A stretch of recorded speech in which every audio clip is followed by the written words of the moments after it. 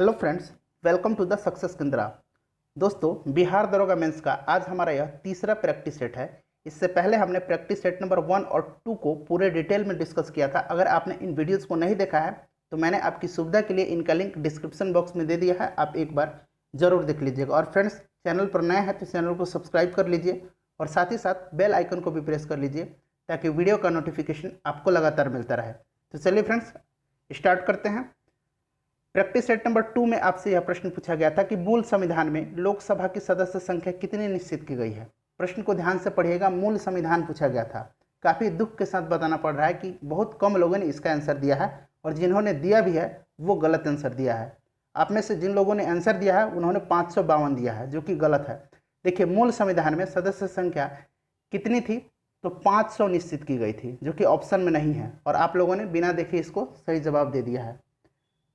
देखिए, टोटल कितनी 500 थी मूल संविधान में सदस्य संख्या। सदस्यों की अधिकतम संख्या कितनी हो सकती है लोकसभा में, तो ध्यान रखिएगा 552 हो सकती है। और वर्तमान में कितनी सदस्य संख्या है, 545 है।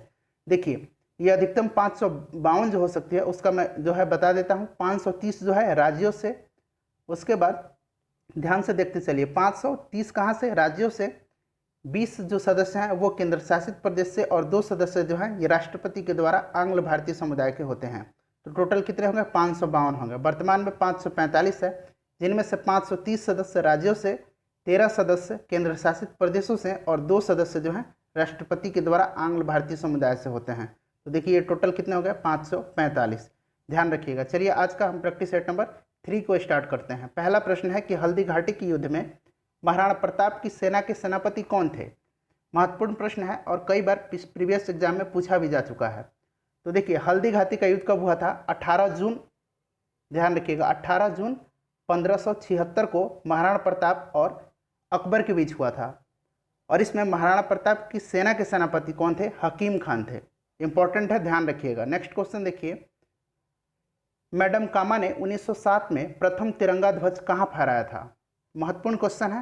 1907 में प्रथम तिरंगा ध्वज मैडम भीखाजी कामा ने फहराया था, याद रखिएगा। और कहाँ फहराया था, तो जर्मनी के स्टार्टगर्ट नगर में। ऑप्शन डी सही आंसर हो जाएगा। जर्मनी के स्टार्टगर्ट नगर में 22 अगस्त 1907 में हुई 7वीं अंतर्राष्ट्रीय कांग्रेस में भारत का प्रथम तिरंगा ध्वज इन्होंने फहराया था। यह प्रथम तिरंगा ध्वज मैडम भीखाजी कामा और महान क्रांतिकारी सरदार सिंह राणा दोनों ने मिलकर बनाया था। तो ध्यान रखिएगा। नेक्स्ट क्वेश्चन देखिए, तीसरा प्रश्न है कि 1924 में बेलगाम के इंडियन नेशनल कांग्रेस के अधिवेशन की अध्यक्षता किसने की थी। तो एकमात्र अधिवेशन था बेलगाम का अधिवेशन, जो कि 1924 में हुआ था और इसकी अध्यक्षता महात्मा गांधी ने की थी। ऑप्शन बी सही आंसर हो जाएगा। नेक्स्ट क्वेश्चन देखिए, निम्नलिखित में से कौन सा गोलमेज सम्मेलन 1930 में हुआ था। फ्रेंड, गोलमेज सम्मेलन से प्रश्न पूछा जाता है, इसीलिए मैं बार बार गोलमेज सम्मेलन से संबंधित प्रश्न भी आपसे पूछ रहा हूं। तो देखिए, 1930 में हुआ था पहला गोलमेज सम्मेलन, 1931 में हुआ था दूसरा गोलमेज सम्मेलन, और तीसरा गोलमेज सम्मेलन जो हुआ था वो 1932 में हुआ था। और 1931 में जो दूसरा गोलमेज सम्मेलन हुआ था उसमें महात्मा गांधी ने कांग्रेस का प्रतिनिधित्व किया था। और तीनों गोलमेज सम्मेलन में किसने भाग लिया था, तो डॉक्टर भीमराव अंबेडकर ने। ध्यान रखिएगा। तो इस प्रश्न का सही आंसर हो जाएगा ऑप्शन ए, पहला गोलमेज सम्मेलन 1930 में हुआ था। नागार्जुन सागर बहुउद्देशीय परियोजना किस नदी पर स्थित है।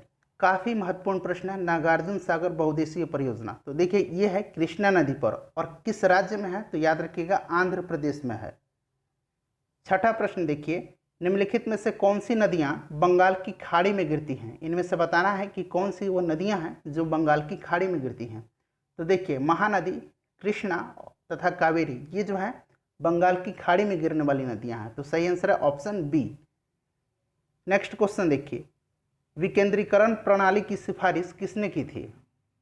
तो देखिए, विकेंद्रीकरण प्रणाली की सिफारिश किसने की थी, तो भारत में प्रथम विकेंद्रीकरण प्रणाली यानी पंचायती राज जो थी वह त्रिस्तरीय थी, और इसकी सिफारिश बलवंत राय मेहता ने की थी। उन्हीं की सिफारिशों के आधार पर भारत में 2 अक्टूबर 1959 को, याद रखिएगा 2 अक्टूबर 1959 को राजस्थान के नागौर में पंचायती राज की शुभारंभ हुआ था। तो सही आंसर है ऑप्शन सी, बलवंत राय मेहता। 8 नंबर देखिए, लौंग पौधे के निम्नलिखित में से किस भाग से प्राप्त होते हैं? तो लौंग जो है यह शुष्क पुष्पकली से प्राप्त किया जाता है। ऑप्शन डी सही आंसर होगा। 9 नंबर देखिए, मूली का तीखापन किसके कारण होता है? मूली जो होता है, कभी कभी जो मूली होती है वो काफ़ी तीखी लगती है खाने में। तो देखिए इसका तीखापन जो होता है वो होता है आइसोथायोसाइनाइड्स के कारण। ऑप्शन बी सही आंसर होगा। और टैनिन जो है इसके कारण आंवला का जो स्वाद होता है वो कसैला होता है। बेटानिन के कारण क्या होता है? बेटानिन के कारण चुकंदर का रंग लाल होता है और सोलेनिन के कारण आलू का रंग जो है हरा हो जाता है। नेक्स्ट क्वेश्चन देखिए, सिगरेट लाइटर में निम्नलिखित में से कौन सी गैस प्रयुक्त होती है? तो सिगरेट लाइटर में ब्यूटेन गैस का प्रयोग किया जाता है। ऑप्शन ए सही आंसर होगा। नेक्स्ट क्वेश्चन देखिए, क्वेश्चन नंबर 11। क्वेश्चन नंबर 11 है कि यकृत एवं मांसपेशियों में ऊर्जा जमा होती है। तो यकृत एवं मांसपेशियों में ऊर्जा जो जमा होती है वो होती है ग्लाइकोजन के रूप में। ध्यान रखिएगा, इंपॉर्टेंट क्वेश्चन है। ग्लाइकोजन वास्तव में ग्लूकोज का ही मोबिलाइज्ड स्टोरेज रूप है। जब ऊर्जा की जरूरत होती है तो ग्लाइकोजन टूटकर ग्लूकोज के रूप में बदल जाता है। ध्यान रखिएगा। नेक्स्ट क्वेश्चन देखिए, क्वेश्चन नंबर 12। सबसे छोटा जीव जो स्वयं विकास और प्रजनन करने में समर्थ है, तो वो कौन सा जीव है जो स्वयं विकास और प्रजनन करने में समर्थ है? तो ये है माइकोप्लाज्मा। फ्रेंड्स, मैं उम्मीद कर रहा हूँ कि वीडियो आपको पसंद आ रही है, तो प्लीज़ वीडियो को लाइक और शेयर जरूर कीजिएगा। वीडियो को जब तक आप लाइक और शेयर नहीं कीजिएगा मेरा मनोबल नहीं बढ़ेगा और मैं इस तरह का जो सेट है आपको बनाकर नहीं दूंगा। देखिए 13 नंबर प्रश्न देखिए, अनुपम झील बिहार के किस जिले में स्थित है? इंपॉर्टेंट क्वेश्चन है, बिहार से रिलेटेड प्रश्न आपके एग्जाम में जरूर पूछे जाएंगे। तो इस प्रश्न का सही आंसर हो जाएगा ऑप्शन सी, कैमूर में है। ध्यान रखिएगा, अनुपम झील कहाँ है? कैमूर में है। नेक्स्ट क्वेश्चन देखिए, क्वेश्चन नंबर 14। क्वेश्चन नंबर 14 है, शिशुनाग वंश का अंतिम शासक कौन था? तो देखिए शिशुनाग वंश जो था इसका संस्थापक कौन था? इसका संस्थापक शिशुनाग था।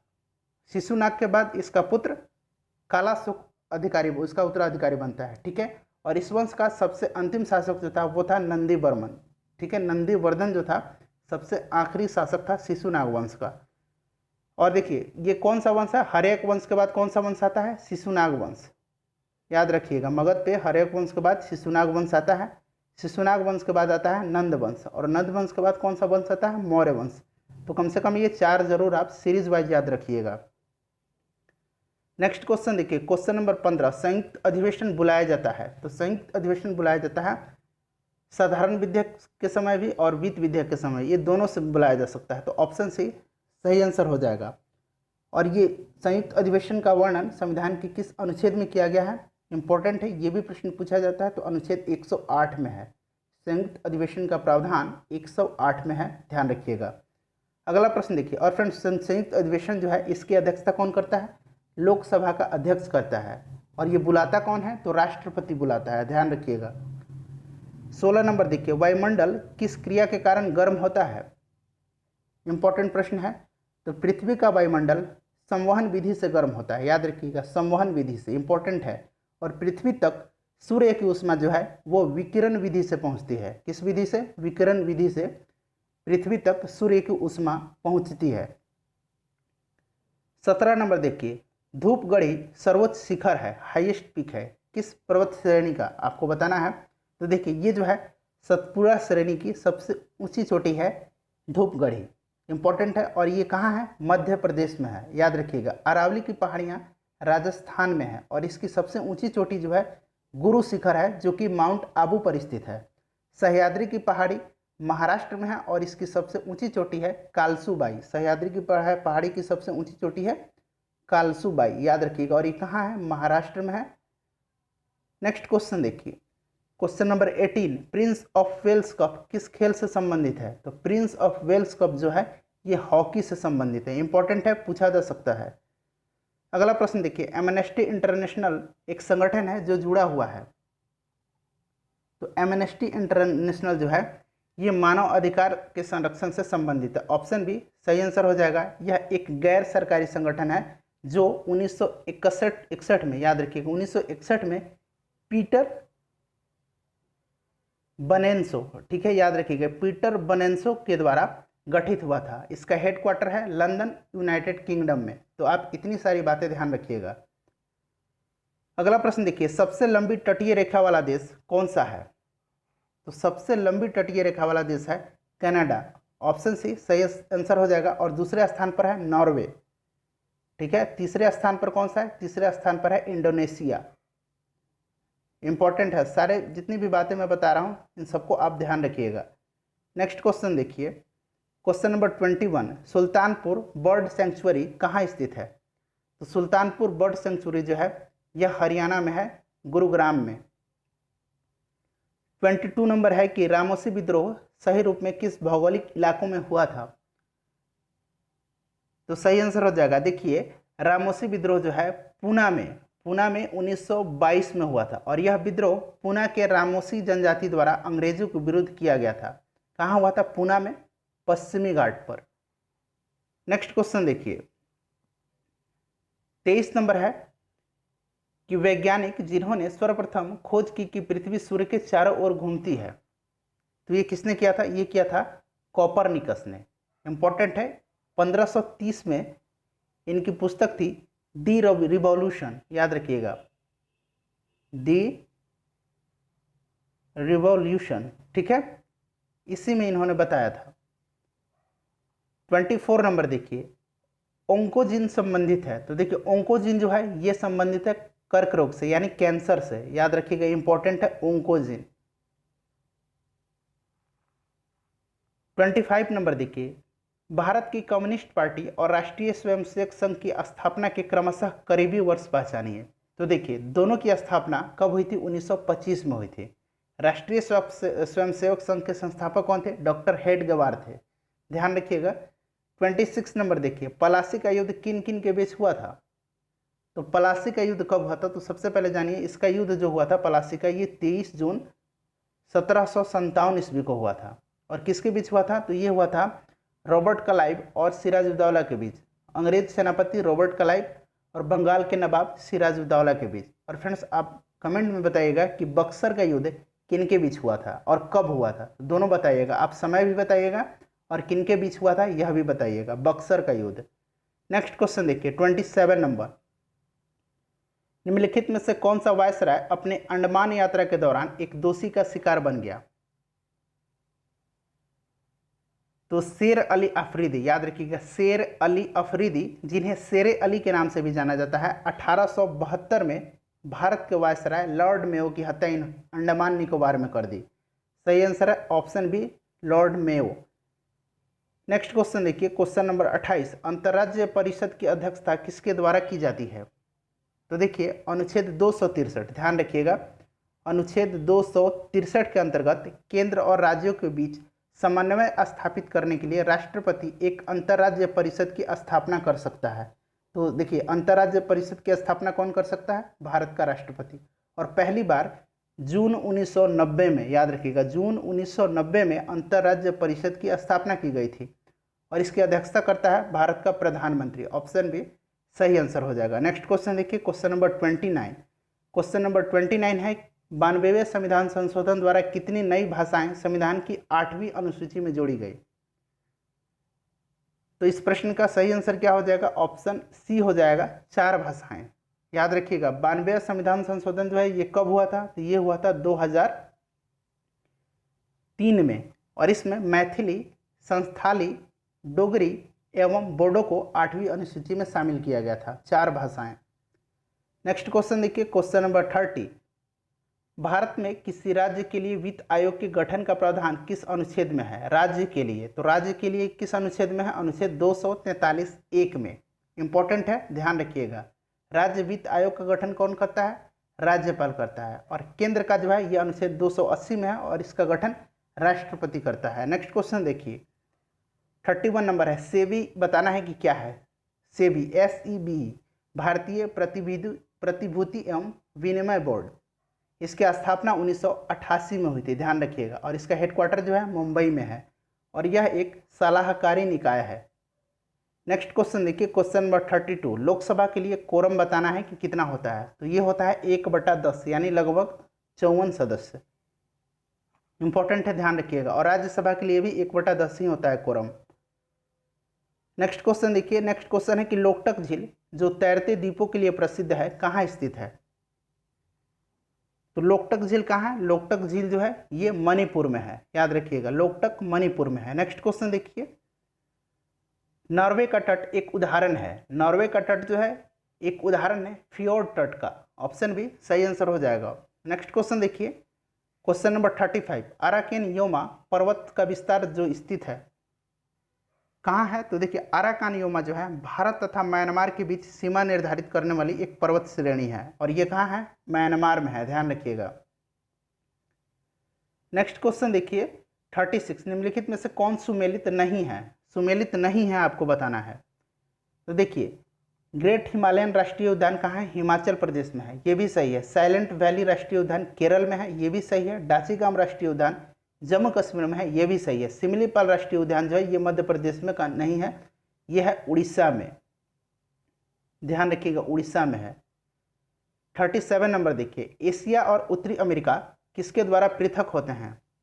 तो एशिया और उत्तरी अमेरिका यानी अलास्का और रूस ये होते हैं बेरिंग जलडमरू मध्य के द्वारा, ध्यान रखिएगा।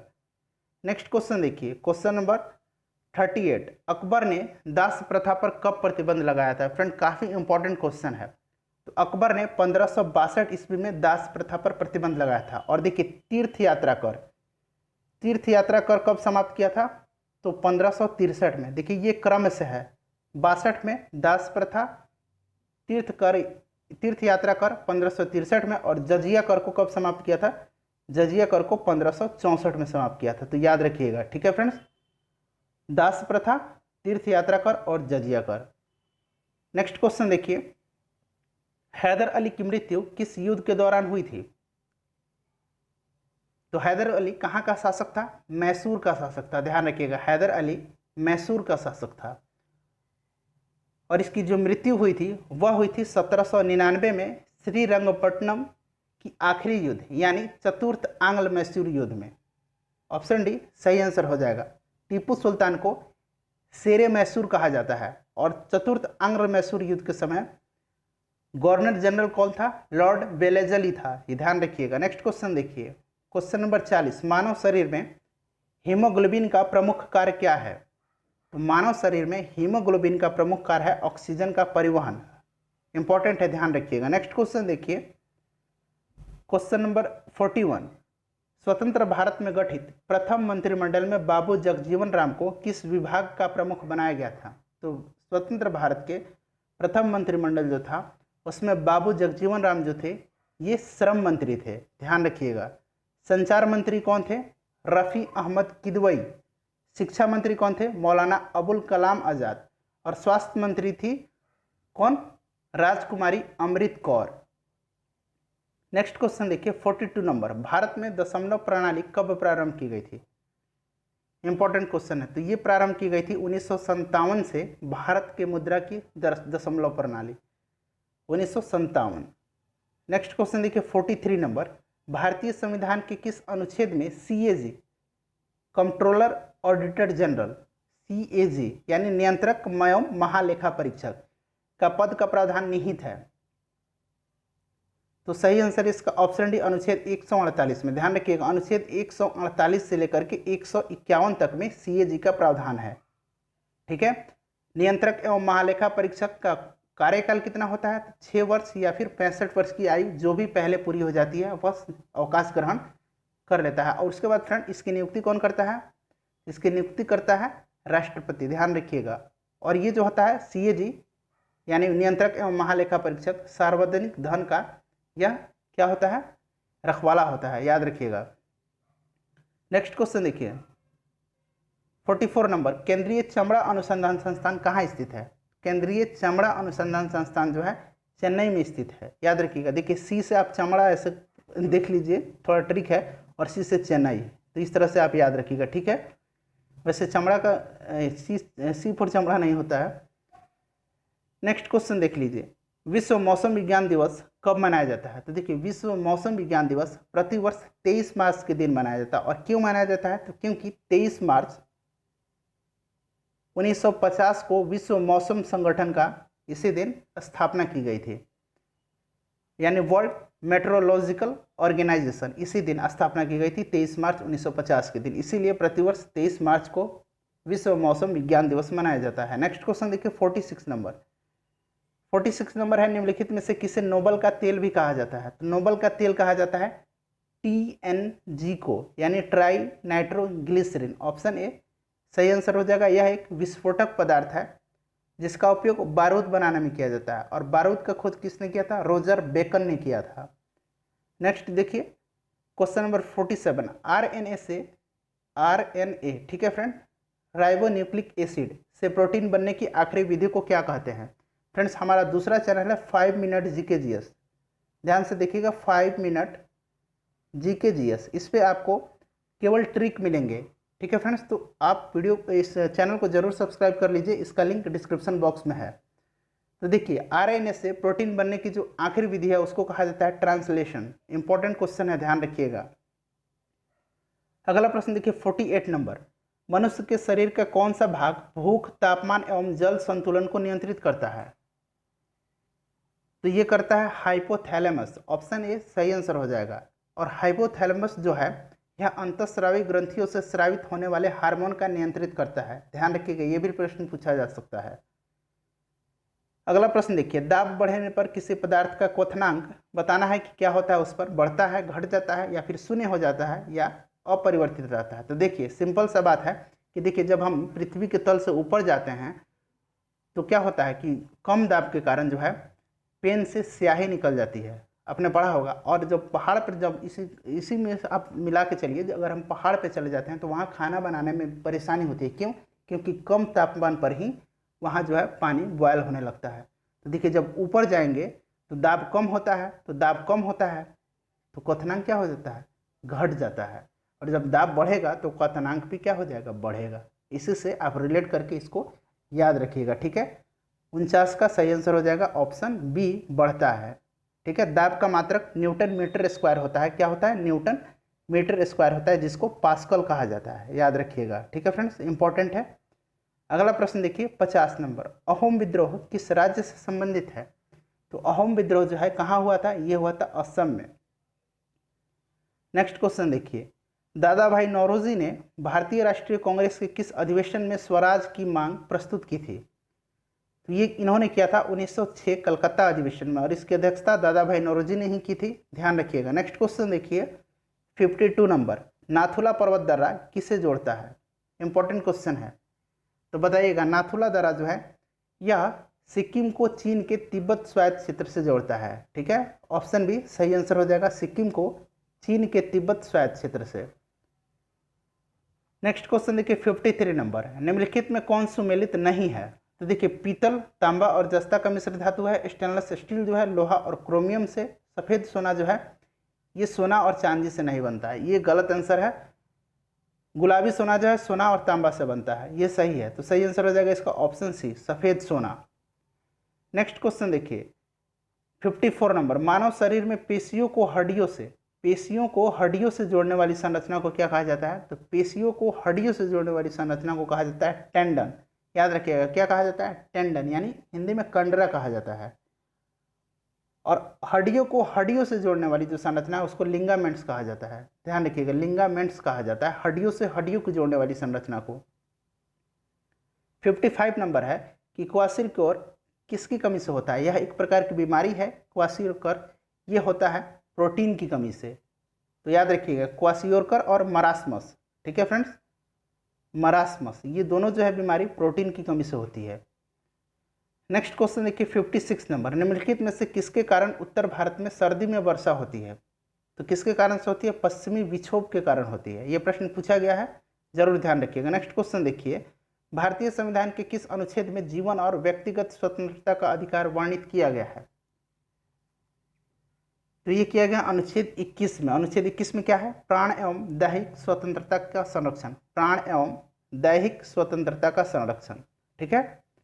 नेक्स्ट क्वेश्चन देखिए क्वेश्चन नंबर 58। भारतीय रिजर्व बैंक का लेखा वर्ष यानी अकाउंटिंग ईयर कब से कब तक होता है? तो ये होता है कब से कब तक?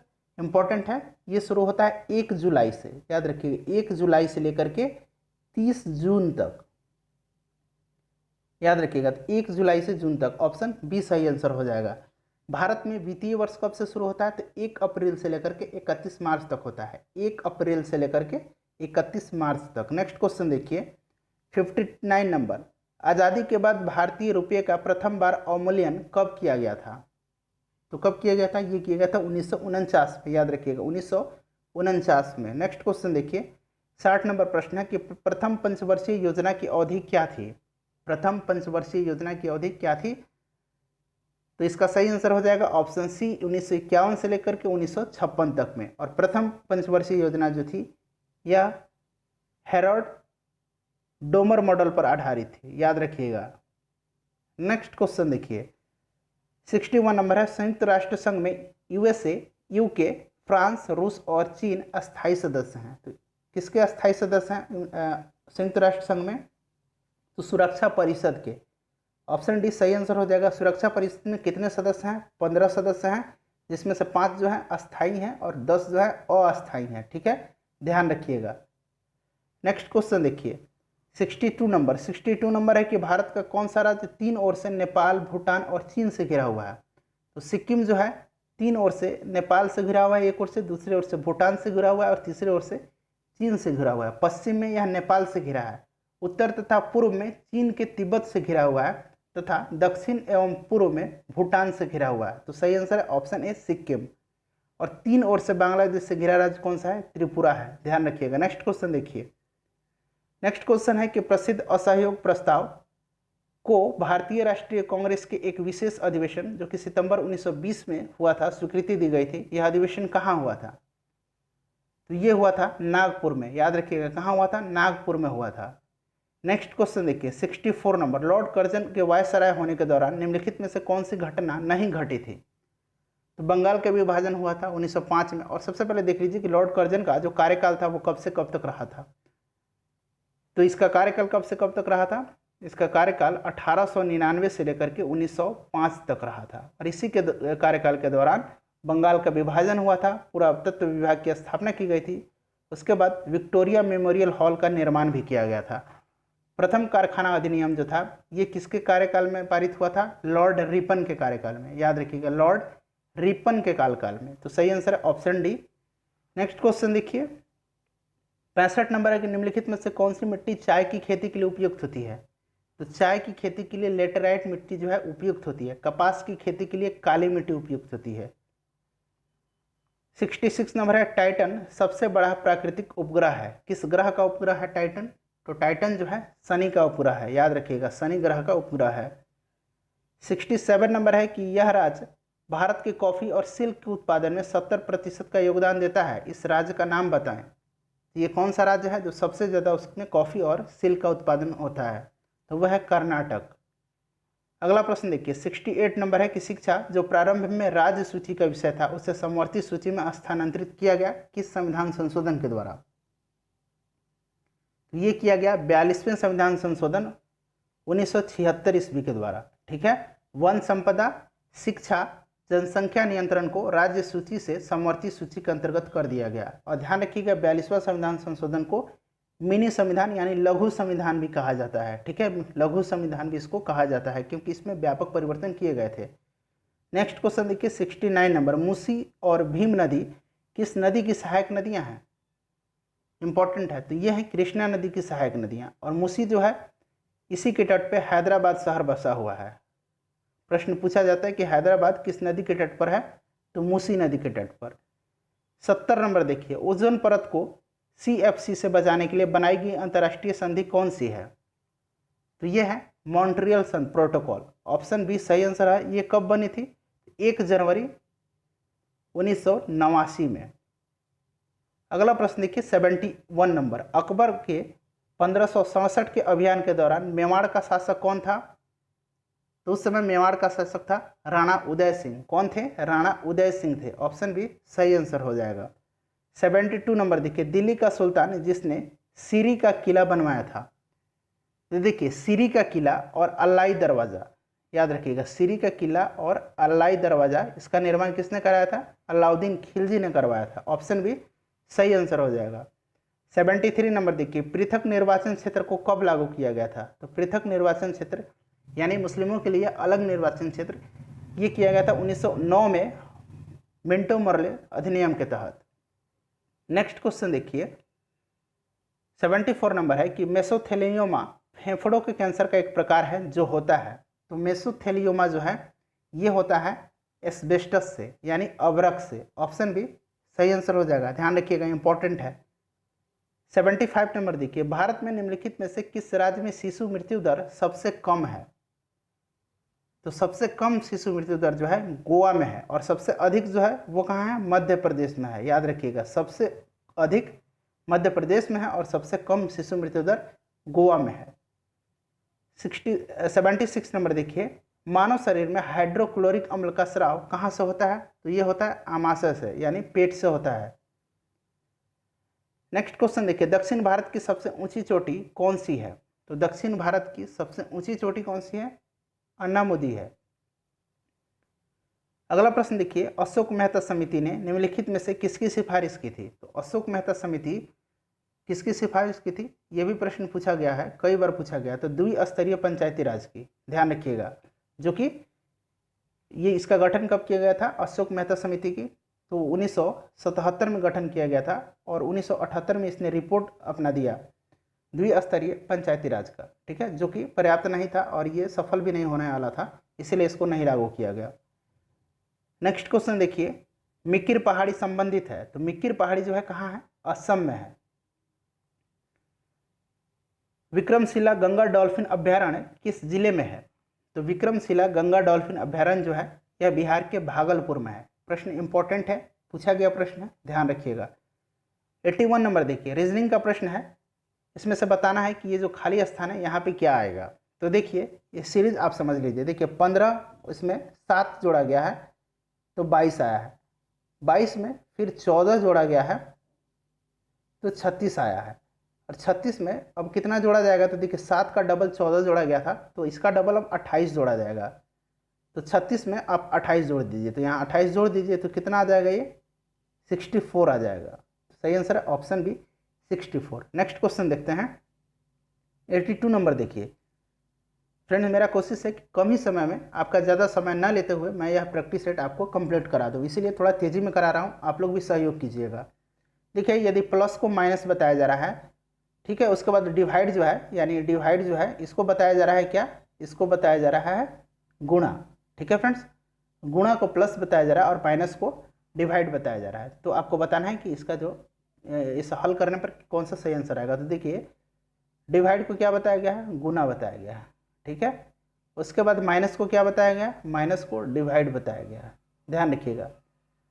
उसके बाद गुना को क्या बताया गया? गुना को प्लस बताया गया है, और प्लस को क्या बताया गया? प्लस को क्या बताया गया? प्लस को माइनस बताया गया है। तो आप इसको सॉल्व कीजिएगा, तो सबसे पहले क्या आएगा? डिवाइड को सॉल्व करेंगे तो 18 × 5 4 जा 4 टाइम्स में गया, उसके बाद प्लस, उसके बाद माइनस, ठीक है फ्रेंड्स। अब देखिए इसको जब कीजिए, अब इसको आप क्या कीजिएगा? इसको आप कीजिएगा मल्टीप्लाई, ठीक है। तो 18 से 4 टाइम्स में कितना आ जाएगा? 72 आ जाएगा। उसके बाद +4 है और -20 है, तो 72 और 4 कितना हो जाएंगे? 76 हो जाएंगे। 76, और 76 में से 20 को घटा दीजिएगा तो 56 आ जाएगा, ऑप्शन सी। आप वीडियो को पॉज कीजिए और खुद से प्रयास कीजिए। 83 नंबर देखिए, NEM को 32 लिखा जाता है, POT को 51 लिखा जाता है, तो MOP को क्या लिखा जाएगा? तो कुछ भी नहीं, ये जो इसमें लेटर हैं उनका पोजीशन लिख देना है। देखिए NEM, N का पोजीशन कितना होता है? N का पोजीशन 14 होता है, E का पोजीशन 5 होता है, और M का पोजीशन जो है 13 होता है। तो देखिए 14, 15, 19 और 13 32।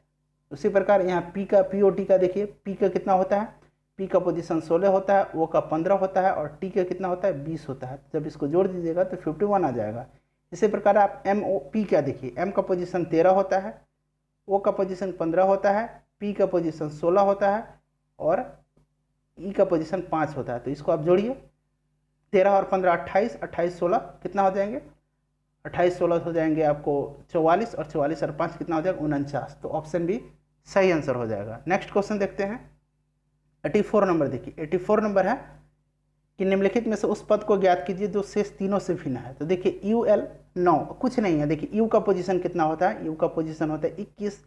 उसके बाद L का पोजीशन कितना होता है? L का पोजीशन होता है 12।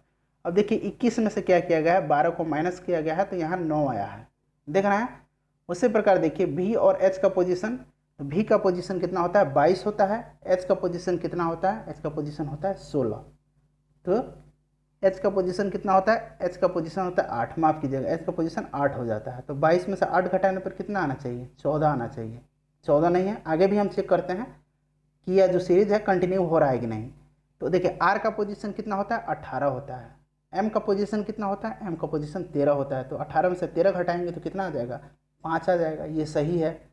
उसी प्रकार वाई एफ को चेक कीजिए, वाई का पोजीशन कितना होता है, वाई का पोजीशन कितना होता है फ्रेंड, वाई का पोजीशन 25 होता है, ठीक है, 25 होता है। उसके बाद एफ का पोजीशन कितना होता है, 6 होता है। तो 25 में से जब 6 घटाइएगा तो कितना आ जाएगा, 19, और 6 25 होता है, 19 आएगा। तो ये भी सही है। तो यानी गलत क्या है, ऑप्शन बी है। नेक्स्ट क्वेश्चन देखिए, 85 नंबर है कि निम्नलिखित में से विषम को ज्ञात करना है आपको। तो देखिए इसको सॉल्व कीजिए, वीडियो को पॉज कीजिए और खुद से प्रयास कीजिए इसको सॉल्व करने का। तो देखिए इसमें कुछ नहीं किया गया है। देखिए 19 में प्लस 9 करने पर कितना आता है, 28 आता है। उसी प्रकार 28 को 11 प्लस करेंगे तो कितना आएगा, 39 आएगा। फिर 39 को 13 प्लस करेंगे तो कितना आ जाएगा, 52 आ जाएगा। 52 में अब देखिए कितना ऐड करेंगे, 15 ऐड करेंगे। देखिए 9 2 11 13 15 इसी क्रम में जा रहा है। तो देखिए ये जो है 102 यहाँ नहीं आएगा, इसलिए यहाँ आएगा 103। आप सॉल्व करके देख लीजिए, ठीक है। 9 11 13 15 17, उसके बाद 19। तो 84 में जब आप 19 जोड़ेंगे तो 103 आएगा, ना कि 102 आएगा। तो गलत है, ऑप्शन बी। नेक्स्ट क्वेश्चन देखिए, नेक्स्ट क्वेश्चन भी काफ़ी महत्वपूर्ण है। इस तरह के प्रश्न आपके एग्जाम में पूछा जाता है ताकि आपका समय वेस्ट हो जाए। देखिए कह रहा है कि मैं 10 मीटर पूर्व की तरफ चलता हूँ। मान लीजिए आप यहाँ हैं, आप पूर्व ये मान लीजिए, ठीक है, आप पूर्व चलते हैं कितना, 10 मीटर। उसके बाद आप उत्तर मुड़ जाते हैं। अब देखिए बाएं तरफ उत्तर होता है पूर्व के, उत्तर मुड़ के आप 15 मीटर चलते हैं। फिर आप पश्चिम की ओर मुड़ जाते हैं, पश्चिम इधर है, पश्चिम आप मुड़ते हैं और 12 मीटर चलते हैं, ठीक है फ्रेंड्स, 12 मीटर चलते हैं। उसके बाद आप फिर दक्षिण मुड़ के 15 मीटर चलते हैं, ठीक है, आप यहाँ 15 मीटर चलते हैं, ठीक है। आपने यहाँ से चलना प्रारंभ किया था। तो देखिए आप ये कितना हो गया, यहाँ से यहाँ तक 10 हो गया। ये जो दूरी है ये एक्स्ट्रा है। आप घर से कितने दूर हैं, 2 मीटर की दूरी पर हैं। सही आंसर है ऑप्शन बी। नेक्स्ट क्वेश्चन देखिए, बताना है यहाँ जो क्वेश्चन मार्क है कौन सी संख्या आएगी। तो कुछ नहीं है, ये देखिए 9 का स्क्वायर है, 11 का स्क्वायर है और 15 का स्क्वायर है, जो कि नीचे लिखा है 9 11 और 15। अब देखिए 9 को 7 से मल्टीप्लाई करने पर 63 आता है, 15 को 7 से मल्टीप्लाई करने पर 105 आता है। उसी प्रकार जब 11 को 7 से मल्टीप्लाई कीजिएगा तो कितना आ जाएगा, 77 आ जाएगा। अगला प्रश्न देखिए, अगला प्रश्न है कि यदि यह माना जाए कि 5 गुना 6 42 है, 2 गुना 8 27 है और 4 गुना 9 50 होता है, तो 7 गुना 0 क्या होगा। तो देखिए ये 42 आप रिलेशन खोजिए कि कैसे आया है। तो देखिए 5 और 6 को मल्टीप्लाई करेंगे तो कितना आता है, 30 आता है। और 5 और 6 को ऐड करेंगे तो 11 आएगा। तो 11 में एक और जोड़ दीजिए, प्लस एक कर दीजिए तो ये 12 हो जाएगा। तो 42 आ गया। उसी प्रकार देखते हैं कि आगे यह सेट हो रहा है कि नहीं। तो 8 दूना कितना होता है, 16 होता है। 8 और 2 को प्लस करना है तो 10 होता है। 10 में एक और जोड़ देना है हमें, 11 हो जाएगा। तो कितना हो जाएगा, ये 27। उसी प्रकार 9 और 4 को देखिए कितना होगा, 36 होता है। और 9 और 4 को हमें जोड़ना है तो 9 4 13 होता है। एक बढ़ा कर यहाँ लेंगे तो 14 होगा। तो 36 और 14 कितना हो गया, 50। यानी ये सेट हो रहा है। उसी प्रकार इसको करेंगे हम 7 गुना को जब करेंगे गुना 0 से तो ये 0 हो जाएगा। अब इसको जोड़ेंगे 7 और 0 को तो 7 आता है, लेकिन हमें तो एक बढ़ा के लेना है 8। तो 0 और 8 जोड़ेंगे तो कितना आता है, 8 आता है। तो सही आंसर हो जाएगा ऑप्शन सी, 8 आंसर हो जाएगा इसका। नेक्स्ट क्वेश्चन देखिए, किसके शासनकाल में मुगल चित्रकला अपने चरम पर थी। तो मुगल चित्रकला जो थी ये जहांगीर के समय चरम पर थी। अकबर के समय हिंदी साहित्य का स्वर्ण युग कहा जाता है। शाहजहां का समय जो था इसको स्थापत्य कला का स्वर्ण युग कहा जाता है, ठीक है, ध्यान रखिएगा। नेक्स्ट क्वेश्चन देखिए, कह रहा है कि 2 वृत्तों के अर्धव्यास का अनुपात 4:5 है, तो उसके क्षेत्रफल का अनुपात कितना होगा। तो अर्धव्यास का अनुपात यानी रेडियस दिया हुआ है, 4:5 दिया हुआ है। अब क्षेत्रफल निकालिए तो πr², नीचे लिखिए πr²। इसको 1 मान लीजिए, इसको 2 मान लीजिए, ठीक है। इसको r1 मान लीजिए, इसको r2 मान लीजिए। 1 को पाई से पाई कैंसिल हो गया, r1 का स्क्वायर अपॉन r2 का स्क्वायर। इसका अनुपात क्या हो जाएगा, 4 का स्क्वायर कीजिए, फिर 16, 5 का स्क्वायर कीजिए, 25। ऑप्शन बी सही आंसर हो जाएगा। नेक्स्ट क्वेश्चन देखिए, 91 नंबर कह रहा है कि किसी टीवी सेट को 25% बटा देकर 900 रुपये में बेचा जाता है, तो टीवी सेट का अंकित मूल्य क्या होगा।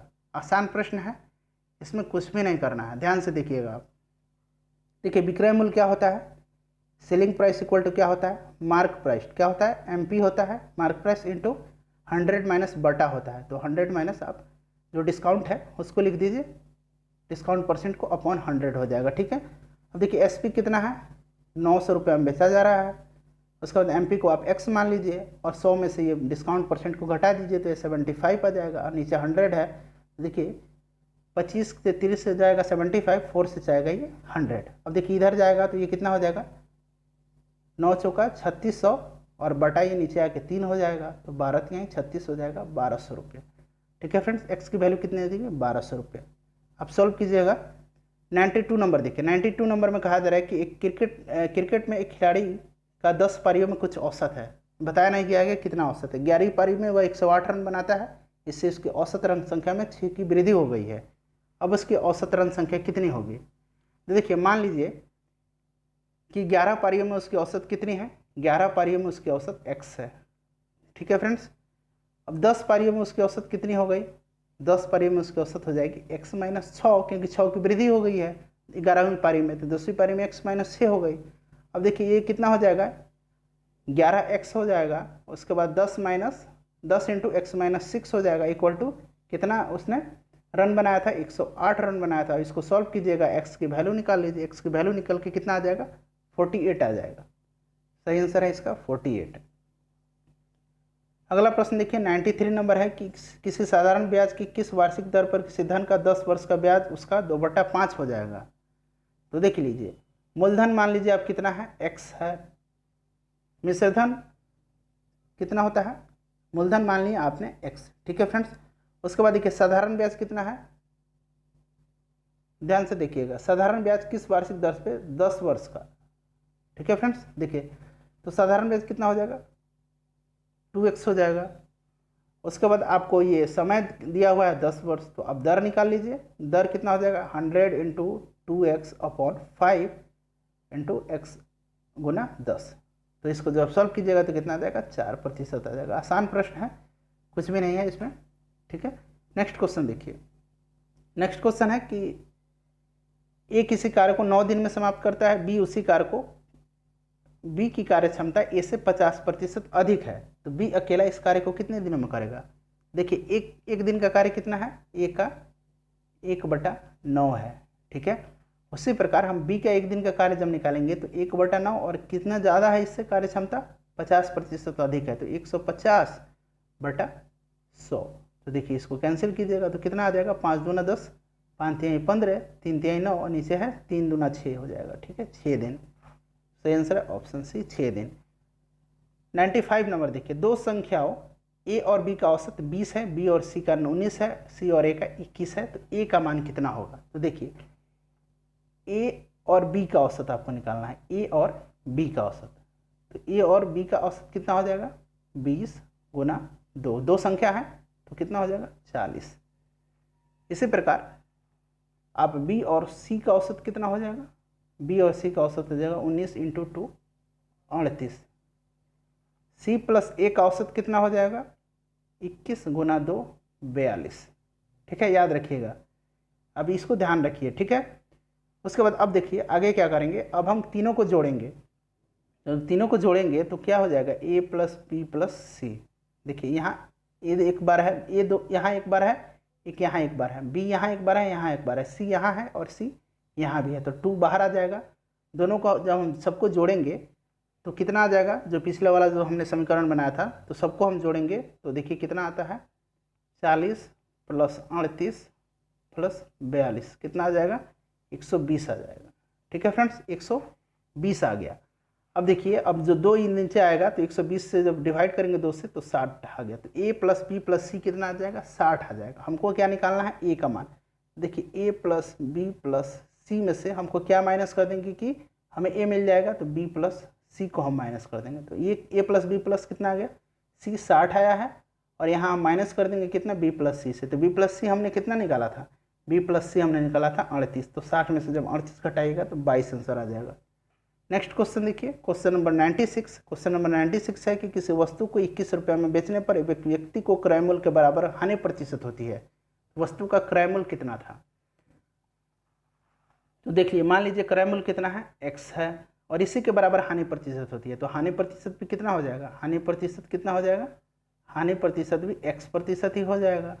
ठीक है, समझ रहा है ना। उसके बाद विक्रय मूल्य कह रहा है कि 21 रुपये में बेचने पर, तो SP कितना है, 21 रुपये है।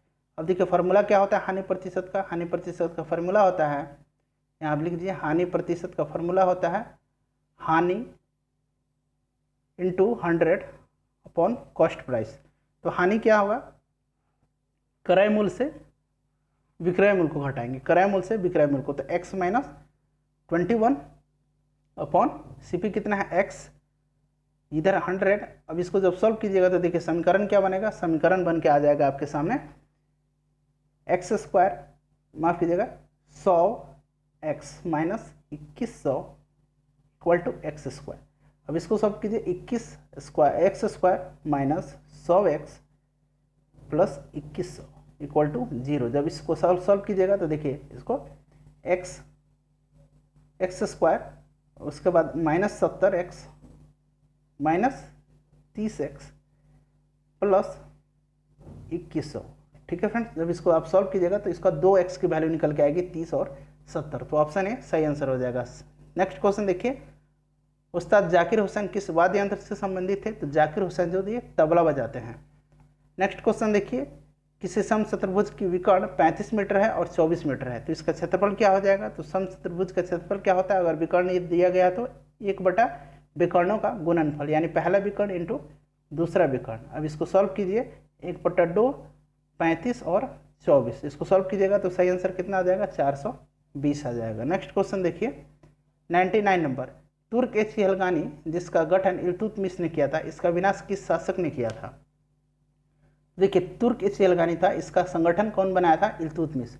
तुर्क-ए-चिहलगानी जो था यह 40 गुलाम सरदारों का एक संगठन था जिसको इल्तुतमिश ने बनाया था, और इसका विनाश किसने किया था, बलबन ने किया था।